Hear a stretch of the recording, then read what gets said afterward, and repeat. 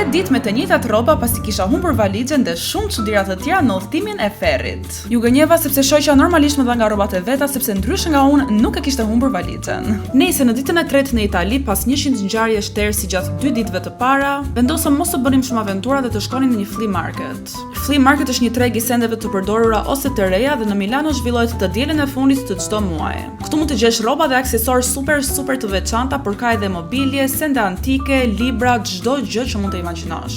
Vapa ishte e paimagjinueshme dhe pas një ore duke u sorrollatur, ulëm për të pirë një aperol dhe unë sërish telefonova aeroportin dhe Wizin për sa i përkiste valixhes time të zhdukur dhe askush nuk përgjigjej. Gjithsesi, në këtë flea market bleva 2 funde dhe disa unaza shumë të veçanta. Nëse doni një haul për këto, më thoni të bëj një video me vete. Hëngrëm drek dhe më pas pam disa vendas të ulur në një cep me këmbët në ujë dhe menduam nëse është safe për ta, është safe edhe për ne. Shkuam në shtëpi për të qetësuar pak dhe vendosëm të shkonim në Duomo. Në këtë udhëtim nuk kishim ndërmend të shkojmë fare andej sepse ishim herën e fundit dhe nuk e çfarë bën aty, por edhe ne s'kishim çfarë bënim në darkë. Ja dhe unë me rrobat e shoqes dhe në këtë moment mora emailin e shumë pritur nga aeroporti se valixha ime ishte gjendur. Shkurtimisht valixha ime ishte dërguar gabimisht në Gjenova, nga aty ishte dërguar sërish në Shqipëri dhe nga Shqipëria u dërgua në Milano në ditën e fluturimit ku do kthehesha sërish në Shqipëri. E gjithë kjo brenda 3 ditëve. U gëzova pafundësisht sepse unë kisha bërë paqe me veten se valixha ime ishte zhdukur përgjithmonë. Tani ka kaluar një muaj, kam bërë claim për refund dhe nuk kam marrë asnjë përgjigje. Mesazhi i historisë: mos u thoni pa AirTag dhe merrni gjithmonë valixhen ose çantën me vete në avion. Buonanotte, arrivederci.